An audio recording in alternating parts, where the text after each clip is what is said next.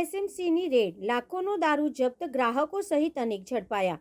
વડોદરા શહેરના ગોરવા વિસ્તારમાં આજે સ્ટેટ મોનિટરિંગ સેલ એસએમસી દ્વારા મોટી કાર્યવાહી હાથ ધરવામાં આવી હતી. ગોરવાના પંચવટી ગંગાનગર વિસ્તારમાં પાડવામાં આવેલી આ રેડ દરમિયાન લાખો રૂપિયાનો દારૂ જપ્ત કરવામાં આવ્યો હતો.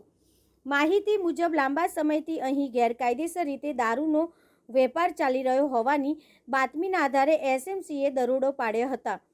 કાર્યવાહી દરમિયાન સ્થળ પરથી દારૂ ઉપરાંત ત્યાં હાજર ગ્રાહકોને પણ ઝડપી પાડવામાં આવ્યા હતા. આ રેડ દરમિયાન 2 વ્હીલર અને કાર સહિતનો મુદ્દામાલ પણ કબજે કરવામાં આવ્યો છે. ઝડપાયેલા તમામ આરોપીઓ અને જપ્ત કરાયેલા માલને આગળની કાર્યવાહી માટે જવાહરનગર પોલીસ સ્ટેશન ખાતે લઈ જવામાં આવ્યા છે.